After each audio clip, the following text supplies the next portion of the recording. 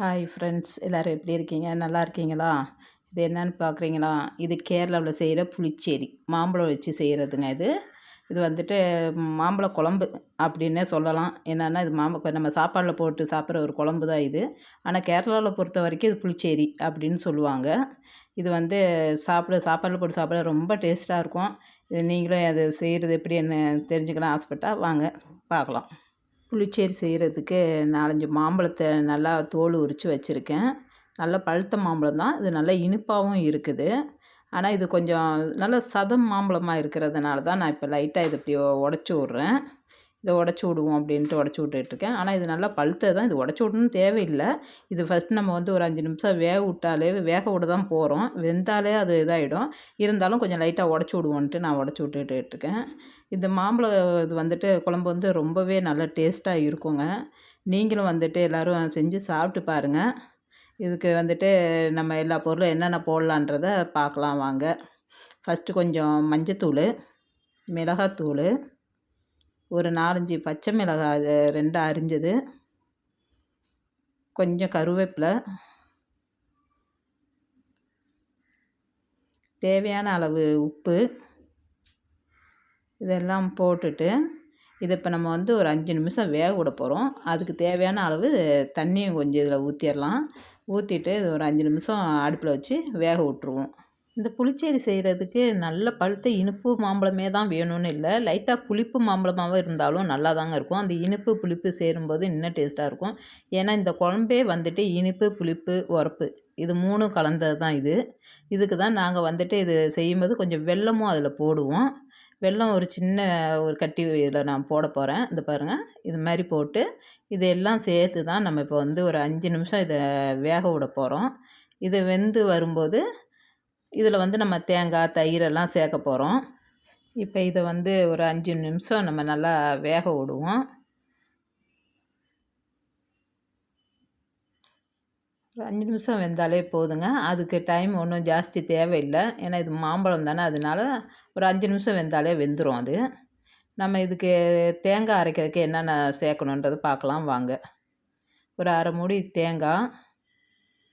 தேங்காய் கூடயேவும் ஒரு 3 சின்ன வெங்காயம், ஒரு 3 வெங்காயம்,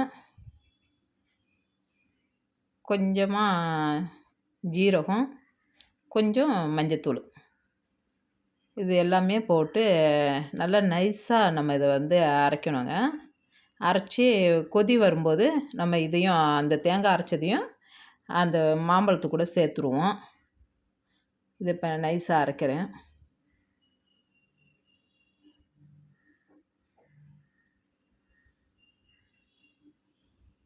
அந்த அரைச்ச தேங்காவை நம்ம அந்த கொதிச்சிகிட்ருக்கு, இப்போ மாம்பழம் வெந்துருச்சு, அந்த 5 நிமிஷம் ஆயிடுச்சு. அது இப்போ வந்து கொதிச்சிகிட்ருக்கு.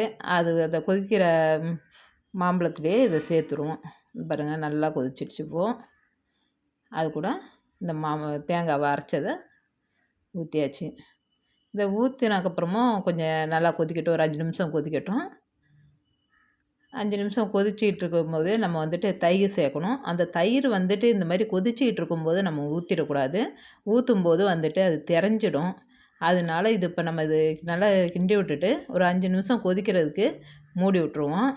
அது கொதிச்சும் ஒரு அந்த லைட்டாக ஆறணும். ஆறுனதுக்கப்புறம் தான் வந்துட்டு நம்ம அந்த தயிரே ஊற்றணுங்க. இந்த தேங்காய் கொதிக்கிறதுக்காக ஒரு 5 நிமிஷம் மூடி வச்சுருவோம். இப்போ அந்த கொதிச்சிருச்சு. இதை வந்துட்டு நம்ம திரும்ப வந்து இது கொஞ்சம் நேரம் ஆற விடணும். ஆற விட்டுட்டே நம்ம தயிர் சேர்த்தா போதும். தயிர் சேர்த்ததுக்கப்புறம் வந்துட்டு ரொம்ப நேரம் கொதிக்கணும்லாம் தேவையில்லை. லைட்டாக சூடானாலே போதும். இப்போ வந்துட்டு இது கொதிச்சிருச்சு. இப்போ திரும்ப இது கொஞ்சம் நேரம் ஆறட்டும். ஆறுனதுக்கப்புறம் நம்ம வந்து தயிர் சேர்க்கலாம் இதில். இது வந்து கொஞ்சம் தண்ணியாக வேணும்னு நினைக்கிறவங்க மோராக கூட இதில் வந்து ஊற்றிக்கலாங்க.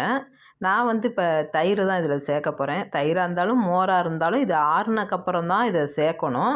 இந்த பாருங்கள், ஆறுனதுக்கப்புறம் தான் நான் சேர்க்குறேன். ஏன்னா சூட்டோடு நம்ம சேர்க்கும்போது அது ஒரு மாதிரி தெரிஞ்சது மாதிரி ஆகிடும். அந்த மாதிரி ஆகாமல் இருக்கிறதுக்கு தான் நம்ம ஆறுனதுக்கப்புறம் சேருங்கன்னு நான் சொல்கிறேன். இப்போ இதுவும் தயிரும் சேர்த்தாச்சு. இன்னும் இதுக்கு ஒரு தாளிப்பு ஒன்று தேவை. அது என்னன்றதையும் பார்க்கலாம். தாளிக்கிறதுக்கு வந்துட்டு பட்டை மிளகாய் போட்டு தாங்க தாளித்து இதில் இப்போ நான் ஊற்ற போகிறேன். வாங்க அது என்னென்னன்றதை பார்க்கலாம். தாளிப்புக்கு தேவையானது வந்துட்டு கடுகு, வெந்தயம், கருவேப்பிலை, காஞ்ச மிளகா எல்லாம் போட்டு தாளித்து தாங்க இப்போ நம்ம அந்த தயிரில் ஊற்ற போகிறோம். புளிச்சேரியில் இது ஊற்றியாச்சுன்னா புளிச்சேரி ரெடி. இப்போ இது ரெடி ஆகிடுச்சு. புளிச்சேரியில் நான் ஊற்ற போகிறேன். ரெடி ஆகிடுச்சு. இது மாதிரி நீங்களும் செஞ்சு சாப்பிட்டு பார்த்து எப்படி இருக்குன்னு எனக்கு சொல்லுங்கள். இது ரொம்பவே நல்லாயிருக்கும். மறக்காமல் செஞ்சு பாருங்கள். அது இப்போ தான் நம்ம செஞ்சு சாப்பிட முடியும் மாம்பழ சீசன் டைமில். அதுக்கு தான் சொல்கிறேன். பார்க்கவே எவ்வளோ அழகாக இருக்குது பார்த்தீங்களா? சாப்பிடவும் ரொம்ப டேஸ்ட்டாக இருக்குங்க.